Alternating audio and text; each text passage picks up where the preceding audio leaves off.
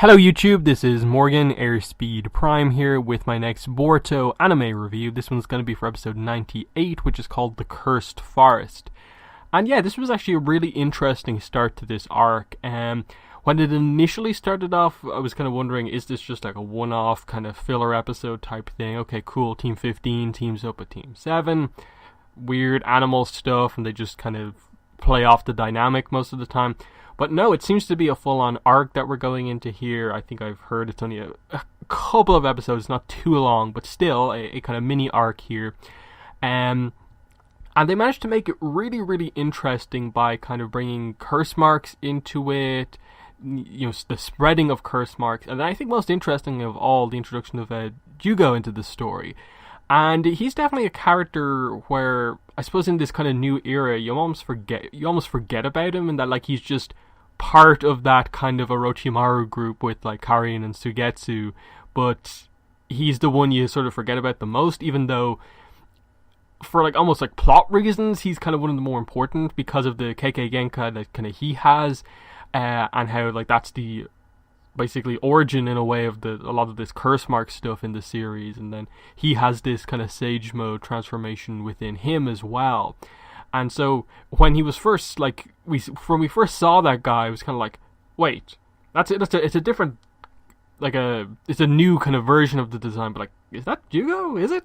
And then like the curse marks were just kind of having me go like, wait, this is Jugo, isn't it? And then when they confirmed it later on, I thought it was just a really cool reveal. And then just the fact that Sarada knows him because, of course, he was there at the hideout during the arc when she wanted to find out who her real mother is. And then Mitsuki, of course, knows him as well. That was just a nice kind of connection thing to have. And then, of course, Boruto is the one guy of the group that doesn't know him because, of course, Konohamaru would know like about him at the very least. And, you know, they didn't have him speak a lot here. They just got across the idea that the sort of homicidal aspect here, when he lets it go out of control, that kind of beast mode basically of his sage mode transformation is activating again. And obviously we know that he turns into a kind of crazy guy. I believe this is more referencing back to like when he was like first introduced into the series. Like this was sort of how Sasuke had to go about like recruiting him, was to face this kind of crazy version of Jugo. And it's interesting because obviously it's such a contrast to his usual character where he actually is really caring about animals. So that sort of fits in quite nicely as well, that like we're dealing with animals here. Here's suddenly him seemingly infecting animals with this curse mark and then infecting other people. And it's a different style of curse mark, but like we're obviously asking the question like what exactly is happening here. And then there's some other interesting dynamics going on as well, like, you know, Team 15 being here. They're setting up something with Sumire. They haven't really, I think, revealed enough about what exactly is going on here, but it seems like Nue is going to be somewhat important going forward. Potentially Sumire's past in all of this as well. So that adds an extra layer to it, plus the fact that we have just had a recent kind of at least one-off episode with that team. They actually feel like a kind of more unique now because of that episode, and that like we know Namaida a bit more, and she of course has her kind of like crazy sonic boom jutsu to go to if she ever needs to, which is going to be a fun thing. I assume they will use that to get as a get out of jail free card at some point during the arc, and it's going to be really fun when we get to that. But yeah, I do wonder where exactly they're going for this arc, and that like the preview for the next episode looks like they're introducing a couple more characters, more on the Sumire side of the plot.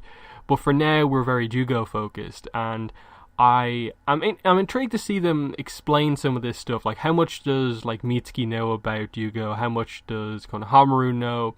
Sarada, I think, just knows him because he was there, rather than I think knowing the specifics about him. All of that stuff is going to be cool to just see it kind of brought up again, to almost like, in a way, like refresh you, because I had almost forgotten a lot of this stuff about the character as well, because he hasn't been a focus in like so long, basically. So it's interesting. Like I hope they give him good characterization in this arc. Again, like he hasn't spoken much up to here, but we're obviously getting fighting stuff happening here. The action that we got here wasn't anything overly impressive. We only saw a couple of jutsus used. because we're just setting up the arc here. This was just meant to get across that, okay, here's him rampaging, he's knocked into the water, that sort of temporarily stops the rampage, but here he is transforming again. And the question, of course, is what is causing this to happen? Because for most of like Naruto Shippuden, he was for the most part like cured of it. Like he had achieved a sort of inner peace in a way with it, and was one of the more calmer characters. And he would let it loose when he absolutely had to, when he was involved in like a big fight. But now it seems like it's sort of taking over, whereas he previously had control to like keep it from ever trying to take over him. So a lot of that stuff with Jugo definitely is intriguing me the most here. I hope they give it the development it needs. I'd like Orochimaru to be a bit involved in the arc as well, through the Mitsuki connection. And if they explain anything about like the curse mark and how it potentially even relates to Mitsuki as well, I think that'd be cool, because like there are elements of like Mitsuki's Sage Mode that look similar. Maybe it's just the kind of the black color that seems to come over, that's a similarity. But we know that like Orochimaru's experiments, a lot of them do come from using kind of Jugo's DNA, so that's going to be very exciting to get to. We also got introduced to Totaka, I think that's his name, who's this kind of bird expert who's with them on the mission. And, you know, I think they have some fun kind of like gimmicks with him, some fun kind of gags that are going for with him, that he licks everything, the bird eggs and then even the bird poo. That was a really good joke, actually, I thought, with just the setup of like, Boruto's just like, yeah, he tends to lick stuff, but like I don't think he's going to lick this. And Sarada's just like, he's going to do it, isn't he? He's going to do it. And then she nearly gets sick when he sees him actually do it. And then you have the fun little joke of Mitsuki then picking up an egg and going to lick it, but just being stopped by Sarada.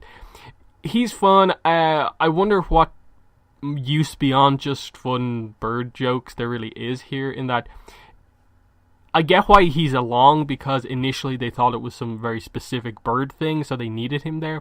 But now, what is the reasoning behind this? And that it makes you a little bit suspicious of kind of, in a way, why he's there, what he's up to, and so on. But right now, I don't think there's too much to particularly go on beyond that.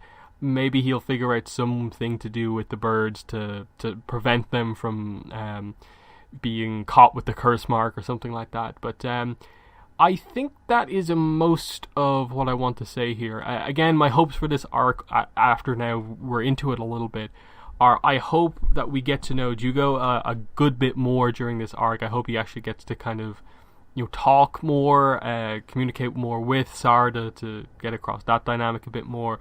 Get across like how much he knows Jugo and how much Jugo knows Mitsuki and so on, what their dynamic is, and just you know, do something nice with Sumire as well, that like she was a focus in one of the much more earlier arcs.